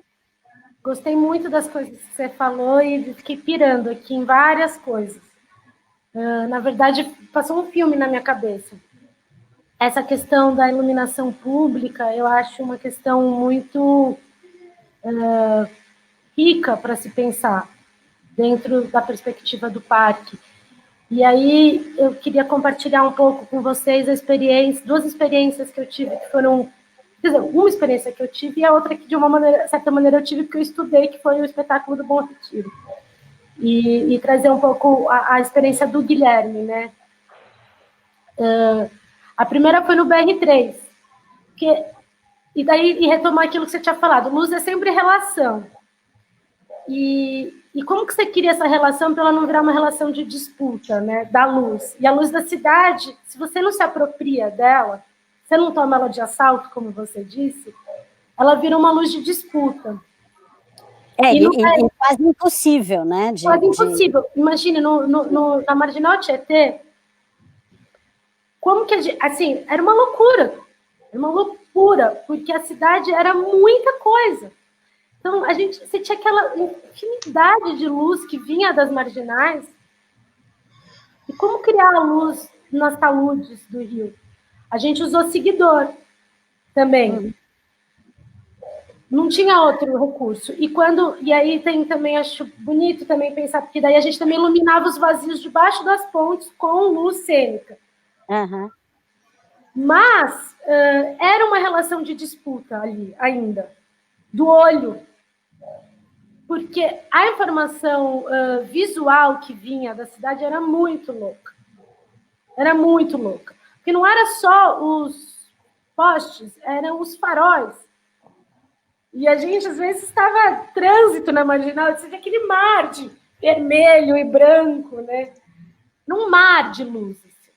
E aí o que você faz? Você acende aquela coisa pífia dos refletores de teatro perto disso, né? Não tem limite. E eu acho que a experiência do Bom Retiro é uma experiência muito legal para a gente olhar e se inspirar, sabe? Até quando for começar a pensar esses postes ou essa luz pública do parque, usar dessa tecnologia que eles desenvolveram um pouco para pensar, porque era muito bonito e era muito impressionante, assim, que ali o Gui conseguiu justamente acabar com a disputa. Uhum. No começo, assim, até pensou tal, mas aí ele entendeu que ele precisava usar da luz da rua. E aí eu acho muito genial como ele usou, sabe? Porque é um pouco numa escala menor do que um projeto técnico, né, elétrico, que inevitavelmente, quando você falou, as iluminadoras, as três deram risada ao mesmo tempo, porque assim, existe alguma coisa que a gente pode fazer e inventar, mas existe alguma coisa que meio que não tem jeito. Ainda não inventaram luz que acende sem fio, por exemplo. Ainda não inventaram. Eu lembro quando eu estava começando a trabalhar com o Césio, ele falava que nos Estados Unidos estavam desenvolvendo tecnologias e tal, mas assim, até onde eu conheço, desde que eu comecei a trabalhar com luz da cidade, mais ainda, tal, tem essa parte técnica que não tem muito como fugir. Mas, nossa, assim, é uma loucura, porque isso que a Carila falou, acho que as nossas caras, porque é uma coisa tão inefável a luz, né? Atmosférica, intocável, fótons, ondas, vibração. Quase um efêmero, né? Tal, efêmero, né? E é tão pesada a montagem. Tem essa dimensão material. A dimensão material é foda, né? Porque você tem que carregar o negócio, passar o fio, e é muito trabalho. Falando de iluminação de rua, não é cabinho, não. É cabão, é cabo grosso pra caralho. Mas, enfim, é muito cabo, é muita luz, precisa de uma rede muito, muito forte para sustentar. Mas eu acho que, só brevemente, depois eu quero ouvir mais, porque eu não quero ficar falando muito, mas eu acho que, assim, as soluções, tanto assim, de gelatina, sabe? Ele pega, às vezes, um poste, e aí ele põe uma traquitana que vai recortar aquela luz. E depois ele vai pôr uma outra traquitana que vai filtrar aquela luz com uma cor. Ou vai dar black. São coisas muito simples. Obviamente não são tão simples, foi um trabalho do caralho. Eles tiveram todo um sistema, né? Como a gente estava falando, o RU é sempre sistema. Um sistema de falar com a prefeitura, vir o carro para mexer nesses postes, não foi simples. Mas o Gui é um cara que tem bala na agulha para fazer isso. Teve bala na agulha para fazer isso. E fez muito bem, cara. Porque assim, eu não sei se alguém aqui viu o espetáculo, mas era muito foda quando ele apagava uma rua inteira. A cena mais bonita, porque era uma rua reta, né? Vai vendo, tinha uma perspectiva, assim. Vai vendo apagar um, outro. Nossa, eu chorei quando eu vi. Feito um. Ele tá apagando a luz da rua, ele tá mudando a cor da luz da rua de um jeito. E numa dimensão, né? Eu acho que essa dimensão pública grandiosa que esse espaço dá ali com o Minhocão do lado e com aquela via que atravessa a cidade, é muito forte, assim, e tem um significado simbólico para a cidade, simbólico e ao mesmo tempo imanente no corpo da cidade. Cara, quando a mulher tem uma dimensão simbólica e ao mesmo tempo você tem essa coisa assim, carnal, material na cidade. Então, os depoimentos dos espectadores do Bom Retiro são muito emocionantes, assim, sobre a luz. E muitos se remetem à luz. E quando a mulher fala, parece que a gente tem a chave da cidade, eu até escolhi isso para pôr na apresentação, porque eu acho isso muito bonito. Que tem a ver com o que a Sibeli está falando, o campo simbólico que você consegue acessar a partir dessa apropriação. Então, eu acho que tem algumas coisas aí chaves para serem pensadas em relação ao parque, em relação às apropriações que podem ser feitas, ou, enfim, e essa relação com a luz pública que não passe por uma relação de disputa, porque é impossível, se entra numa relação de disputa, é impossível. E lá é difícil, porque tem aqueles postes do Minhocão, que estão muito altos, que são inacessíveis, mas que tem uma interferência muito grande. Eu vou falar uma coisa sobre a disputa que é um pouco engraçado, mas assim, toda vez que o Zé está em cena e grita luz, luz, mais luz, eu abaixo. Ou eu abaixo. Lógico, tem que abaixar o pimbim que está na cara dele, porque ele precisa de mais luz, porque ele tem muita luz na retina, e aí a retina fecha, e ele está muito mais iluminado que o resto, então ele não está vendo de um outro jeito, mas também você abaixa, porque é uma questão de relação. Se parece que está escuro, é porque tem algum lugar que está demais. E que, portanto, o que você precisa fazer é dosar essas relações como numa orquestração musical, porque é vibração. E é isso que vai fazer essa diferença entre uma coisa e outra, que vai formar na luz o que seria a harmonia, ou os contrastes, como é na música. Então, é uma orquestração mesmo. Se parece que está escuro, é porque tem alguma coisa demais. Então, a questão é a da disputa, justamente. É como é que eu apago o poste de luz, ou como é que eu vou contracenar com aquela luz do Minhocão que está do lado, que está incidindo e que não vai poder ser apagada, com os carros passando. Depois das 10 da noite pode, mas como tem todo um jogo aí de política da cidade, né? De ocupação luminosa da cidade. Se você está fora da cidade, você vê a 100 quilômetros de distância o rebatimento das lâmpadas de iluminação pública nas nuvens. E tem também isso que você estava falando, que eu achei muito legal das ideias que você trouxe, que é isso, um parque público, ele é um parque que vai ser usado de muitas maneiras diferentes. Que não vai ser usado por uma companhia, com um tipo de parque. Vai ser usado por muitas, e muitos tipos, e muitas finalidades diferentes. Uhum. Então, é muito legal isso do que você trouxe, assim, de pensar esses módulos, né? E a questão dos módulos ou das células é que, justamente, pode ter momentos em que tudo que é público ganha primeiro plano, mas pode ter também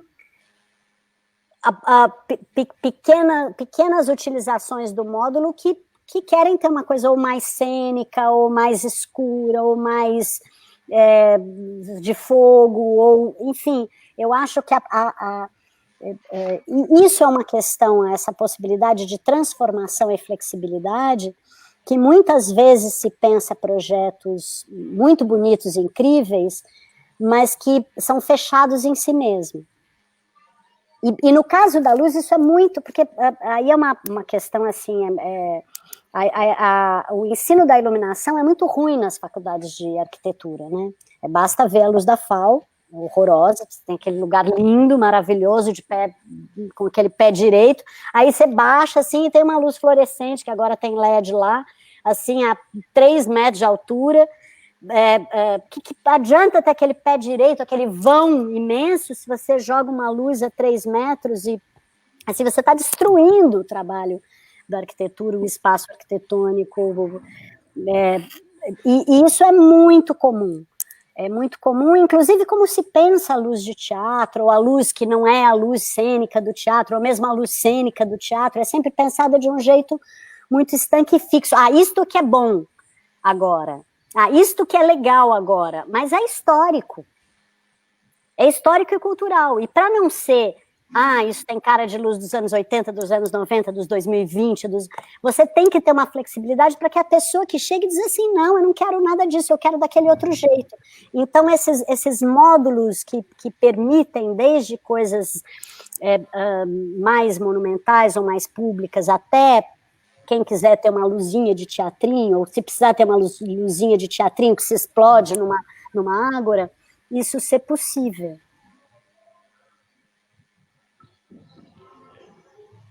Cíntia, quero te ouvir. Nossa, eu tô pensando muito sobre muitas coisas, está sendo uma aula mesmo. Acho que a gente tem muitas fontes para beber. Fiquei pensando muito nas estruturas que a Lina tem dentro do teatro, como que a gente pode trazer isso para fora no que a Cibele coloca, de andaimes. Acho que a gente tem exemplos ótimos na cidade, como as coisas que o Guilherme já fez. E até pensando em coisas que você falou e como elas se interligam com as da Lúcia, por exemplo, isso da luz mudar com o passar do tempo ao longo das estações, como isso pode ser feito com artistas visuais, sabe? De trabalhos incríveis que eu vi, como a Lúcia mostrou. Acho que é um passo à frente ter esses exemplos incríveis para a gente pensar a luz do parque, esses andames que também podem ser um ótimo lugar para os pimbins também. Estarem ali no alto, não sei. Fiquei pensando, até desenhei coisas, pensando nessas possibilidades. E tem uma outra coisa, se tratando de disputa, que é a questão do vídeo e do filme. Né? E o sol, porque eu fiquei pensando muito nisso, no sol, porque a gente faz 23, 2h30 da tarde. E até lembrei um pouco da Lúcia Có, não sei se vocês conhecem, que faz muita intervenção nesse sentido, e fiquei pensando como esses andaimes também poderiam está a serviço dessa outra luz que está ali durante o dia, né? Entrar, né? Na Terra, a gente fazia duas coisas. Uma fazia como se fosse embaixo do mar, com aqueles... Sabe aquela coisa de carnaval, uma espécie de plástico que você faz assim? E aí entrava a luz do sol, a gente abria isso num dia de pesquisa da direção de arte da Terra. Entrava o sol e batia, tinha um coro de pessoas com rebatedores móveis fazendo assim, e o teatro ficava inteiro, assim, como se estivesse embaixo d'água, com o sol rebatido. E também que a gente, como era sol, não dava para usar pimbim, a gente usava espelhos. E os espelhos rebatendo a luz do sol faziam os pimbins móveis da Terra, justamente no dia 23 de 2000, sei lá. Vocês viram que eu compartilhei rapidinho minha tela, que eu fiz umas pesquisas no meu arquivo, vou fazer isso agora, de umas imagens do terreno, dos diferentes estados de luz das fotos que eu tenho. Essa primeira imagem é dos boilets, lá nesse dia da ocupação. Ah, que legal. Dos boilets fogos da Lúcia. Então, essa memória já existe no lugar. Quando chegarem os seus, o espaço Já está familiarizado. Ixi, vai acabar minha bateria. Peraí, só um minuto. Vou mudar a luz aqui. Eu tinha até preparado a luz para hoje, né? Por isso que eu acho que o Hélio é tão maravilhoso. Porque a gente nunca mais vai olhar uma latinha dessa e não se remeter ao bolide dele. Né? É uma dimensão muito universal que ele trouxe para a latinha. Voltei agora contra a luz. Traz um pouco essa dimensão cósmica também, né? Essa ligação entre terra e céu, que normalmente esse fogo está em espaços abertos, né? Então tem essa relação meio de sensibilizar, assim, tipo, você tá mais sensível quando você está em contato com esse fogo. E meio um pouco é xamânico, né? Você encarna, você chama entidades maiores, né? Ao mesmo tempo que essa luz está sendo emitida, está convocando esses... Sim, eu acho que para o Hélio era tudo isso mesmo, assim, ele via como uma coisa muito espiritual, assim, o fogo, dessa relação dele no espaço da noite. Uhum. Voltando. Então tem essa imagem que eu gosto muito, que é de cima do minhocão, e aí dá a dimensão também das sombras, né? Não só da luz, mas das sombras do prédio. E uma coisa que eu sempre falo, assim, quando a gente abriu a porta do beco e foi para trás, né, pisou nessa terra do terreno do parque, a coisa que mais me chamou a atenção foi o vazio. Eu fico falando do vazio, né? O vazio é essa abóboda imensa que se vê. Uhum. Né? E aí, depois eu morei nesse prédio vermelho aqui, eu morei nesse apartamento aqui durante muito tempo, então fiquei várias noites e dias sonhando com o parque e bati várias fotos desse apartamento. Então aqui está a casa da dona Yaya, aqui assim está o TBC, tinha essa lua, e tem isso que a Lúcia falou da disputa com a cidade também, né? As torres da Paulista lá atrás, a própria luz do Minhocão atravessando. Aqui é um fim de tarde com chuva, então dava essa dimensão meio onírica também.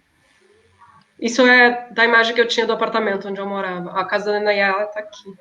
A Paulista está lá atrás, né? Sempre no alto da colina também. Atravessando. Tem mais uma aqui, são as imagens do parque. Essa aqui. Essa aqui foi de cima do telhado do teatro. A gente tinha acabado de desmontar o circo, e aí o chão do circo também era de terra. E aí depois, quando a gente desmontou, a gente viu que a gente tinha tatuado no chão do parque também, o Ió, né? Esse chamado. Mas tem essa luz do Minhocão, tá vendo? Dos movimentos do carro, que parece quase um neon também, que traz esse movimento, né? Um dia de céu limpo em São Paulo, e as próprias janelinhas do entorno, com luzes. Olha que loucura! Era um dia de céu limpo. Mas olha quanta luz tem no céu, né? Era aquilo que o seu Sibeli estava falando. Tipo, é muita luz no céu, não é nem só as luzes que a gente vê aqui, é muita luz. Isso Muita, a cidade tem muita luz. Influencia até na relação das plantas, né? Da florescência das plantas. Você ativa, né? As florestas, elas florescem mais. Não que isso seja, às vezes, é ruim, né? No caso, mas. Então, um pouco pensar também essa iluminação que é para os não humanos, né? Também. Pensar essa iluminação para humanos e para não humanos, para essas entidades, como isso vai se relacionar, né, também com o parque, com o tecido urbano em geral, assim. Eu acho bem bonita essa imagem que você traz, Bruno, dessa iluminação para não humanos. E aí eu queria fazer uma pergunta bem específica para a Cibele, que está numa pesquisa nova, né? Que passou um tempo lá no Xingu, e aí descobriu uma outra relação também de luz com esse terreiro, com esse espaço.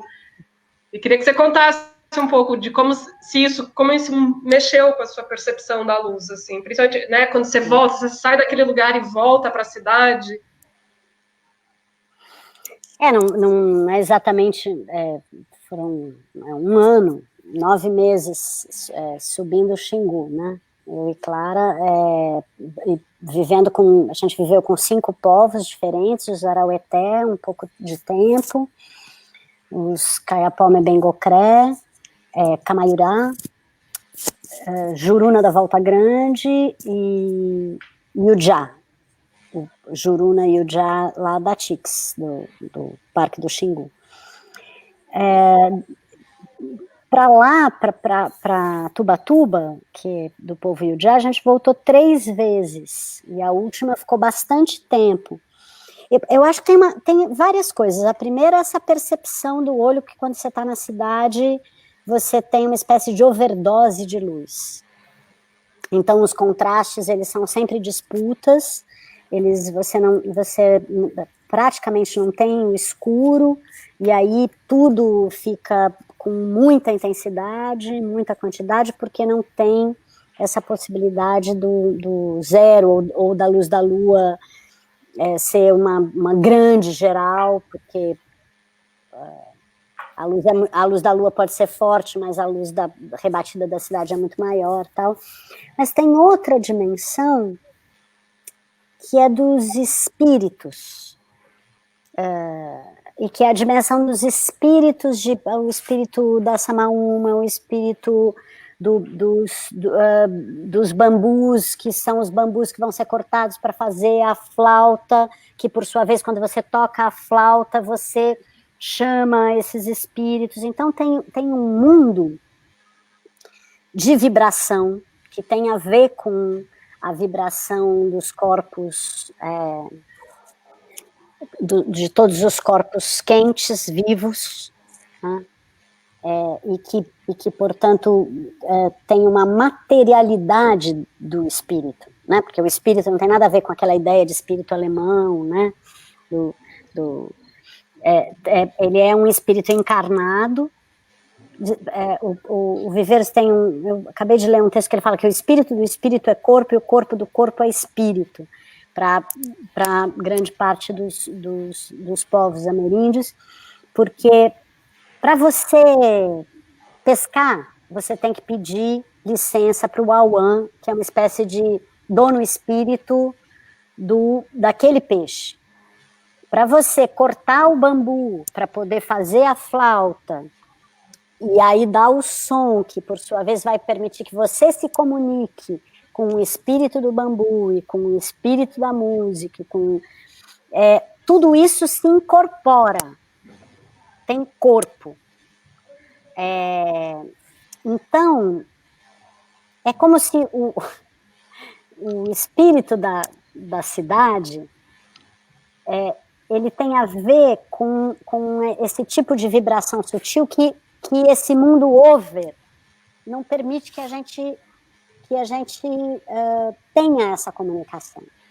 E isso é uma coisa que cada lugar fala. Eles dizem assim, se você não pede licença para os mais velhos e licença para o povo espírito ou para o dono espírito da paca, a paca vai acabar.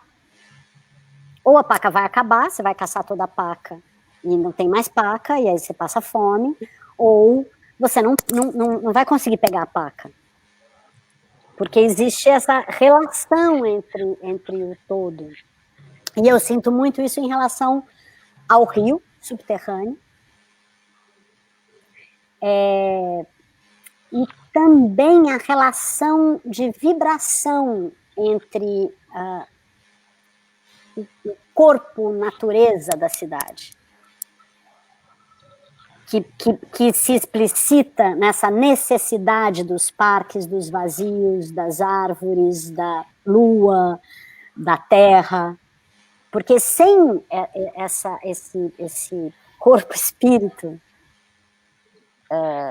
que também está na cidade, porque nessa divisão de natureza e cultura, ela é falsa, ela não funciona, ela não dá certo. Ou ela leva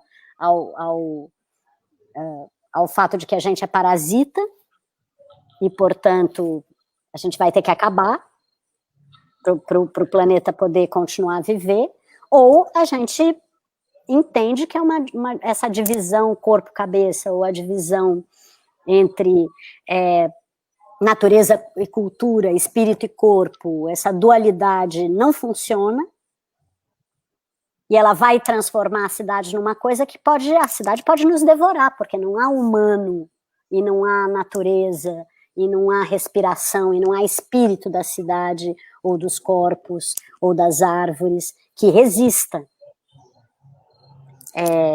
Então eu acho que o parque, ele é uma espécie também, estou elaborando tudo agora enquanto eu estou falando, eu nunca tinha pensado exatamente nisso, mas quando você me pergunta, bem, o que o Xingu, ou a travessia do Xingu, pode ecoar, né, nessa visão de luz, e a gente está falando do parque, é como se esse vazio fosse a possibilidade também de pedir licença ao povo espírito, ou ao dono espírito da própria cidade, nesse embate entre minhocão e vazio, assim como foi o embate quando a Lina abre a porta do teatro na Selva das Cidades, em plena construção do minhocão e, portanto, demolição de toda aquela rua que existia na frente, de todas as casas, etc., e se apossa, toma posse dos dejetos, dos detritos, e também tanto dos detritos do que foi demolido, como daquilo que vai construir o minhocão, e coloca para dentro da cena, e faz que o Schlink e o Garga destruíssem todos os objetos de cena, todo dia, destruíssem o chão do ringue-palco. E lá embaixo, no subterrâneo, assim como o rio está subterrâneo, retirassem de lá uma espécie de magma, como se fosse um petróleo, alguma coisa orgânica que está por baixo, e trouxessem aquilo como um peixe podre, né, que tinha o peixe podre na cena, para cima. Então, acho que quando o rio emerge, submerge, né, vem de baixo e ganha a superfície, é como se ali a gente fizesse uma pagelança, um trabalho para o povo espírito da própria cidade, que está no seu contraste. Não há cidade sem o parque, sem o rio, sem as árvores, sem os homens, sem os cachorros, sem os gatos, sem os pombos, e os animais que podem ocupar também a cidade. Não há. Porque se a gente não pensar em cidade como uma contracenação com toda essa natureza, e sem dividir as coisas, não vai ser possível mais, nem a nossa existência, nem das cidades. Então, eu sinto isso, que de alguma forma é um espaço pagelança, é um espaço ritual, um espaço aonde você pode, assim como aquele lugar especial, onde você vai lá pegar aquele bambu, que, se não me engano, chama Tintim, que é um bambu que tem um polvo espírito, só tem naquele lugar, e que aí você pode tocar aquela flauta que então você vai se comunicar com o espírito, que vai te ensinar as canções e as músicas da cultura daquele povo. Não tem essa separação, né? Cultura, natureza, canção, espírito. E eu acho que esse espaço podia ser um espaço de pagelança, de rito dedicado a isso. A existência da cidade depende do vazio, depende do rio subterrâneo que emerge, que verte, que inunda. Depende de pedir licença, pedir passagem, bater cabeça para o espírito dono da cidade, que não vai estar nos prédios, vai estar no vazio, vai estar na árvore resistente, vai estar no rio submerso. Nos vários espíritos, né? Não só vários. Vários, o espírito dono, porque cada peixe tem o seu espírito dono, cada bambu, cada corpo. E aí, depois dessa frase linda, para a gente finalizar, eu ia propor um rito para a gente. Vocês têm vela em casa? Tem. Bem, eu não tenho casa, mas tenho vela. Vamos buscar uma velinha, vamos acender? Eu não sei se eu tenho. Vou ver se eu tenho. Posso ver. Tá, se você não tem... Deixa eu fazer uma pergunta em voz alta aqui para ver. Vai. Acho que eu vou ter que apagar a luz. Ah, bonito. Você apaga, Jorge? Enquanto todo mundo vai pegar a vela, eu queria só... O que é? Não tem nada a ser acrescentado, ele falou, mas só trazer também a memória de tudo que esse bairro do Bexiga tem de espírito, de energia, de quilombo, de corpo preto, de luta, e que esse rio, e que todos os rios da cidade de São Paulo também contam uma história, e eu acho que essa energia do rio e de todos esses espíritos do bairro, ela tem que ser reverenciada, assim, sempre. Tem algum fogo, já? Eu chamo eles. Eu acho que a última eu acendi para minha falecida avó. Tudo bem. Se acende com a gente.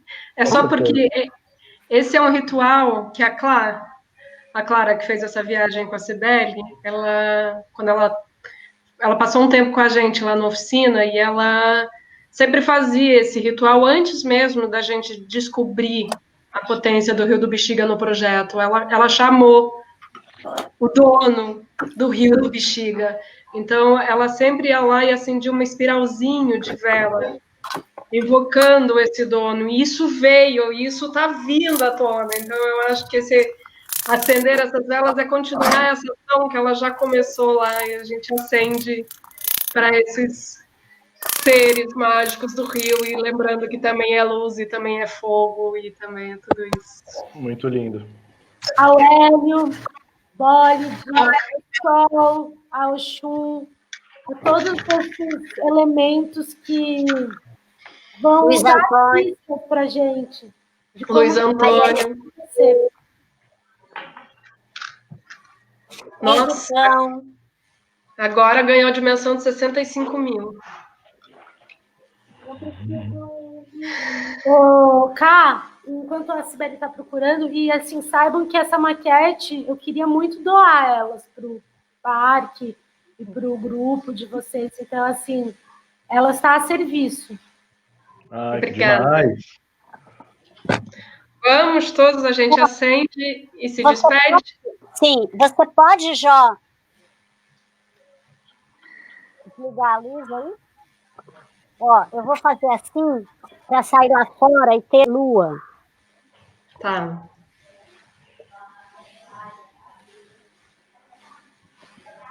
Ah, tá.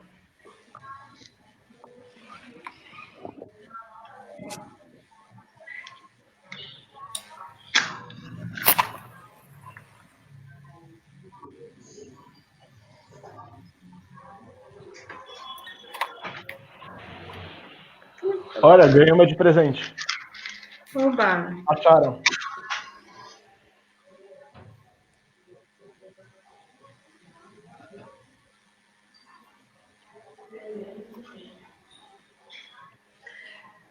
Beijos, amores. Foi ótimo. Foi um prazer. Obrigada, gente.